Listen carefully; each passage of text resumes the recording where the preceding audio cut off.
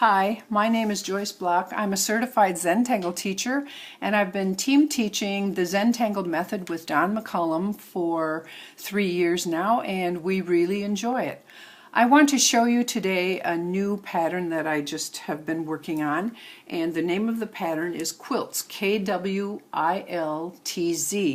And the reason I call it Quilts is because it looks just like a quilt pattern I've been working on, and all you quilters out there I'm sure will recognize it.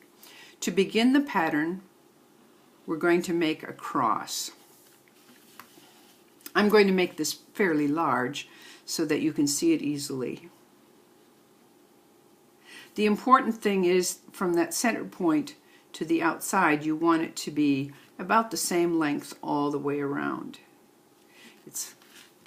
Turn your tile, and then you're going to make another cross at a 45-degree angle to the first one, intersecting in the middle there. I can see maybe this line is a little bit longer than the rest of them, but we'll deal with that as we do it.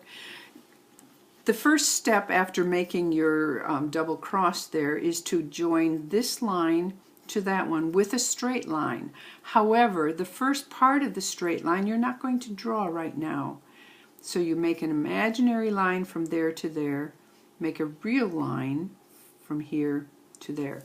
Turn your tile. Again, you're going to connect this line with that line, making an imaginary line to this point and then a real line down. Notice that this angle right there is about a 90-degree angle. That's what we want. Turn your tile, follow that same process.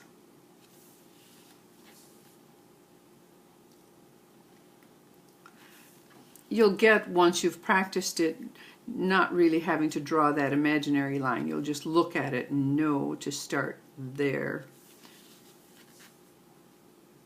and go down.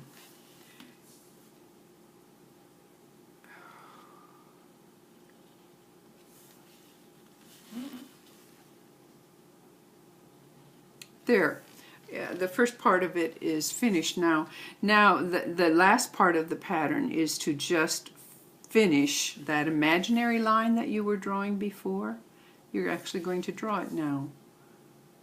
But it needed to go under that triangle, didn't it? Go all the way around. There'll be 8 of them, and that will begin. Notice there I goofed a little bit there, didn't I? Or as we say in our classes, I did something I didn't intend. Ideally, all of these little triangles would end up being the same size, but it gives it character. That is the basic quilts pattern. There are many things you can do with it. You could shade every other one. You could blacken in with a number 8 pen, every other one. You could blacken in these little triangles. Lots of things you could do. I played around with it this morning and just was having a really good time, and I'd like to show you some of the things that I did. Sometimes I have trouble remembering names of patterns, so I've written them down on post-it notes. Betweed, that gives a nice effect.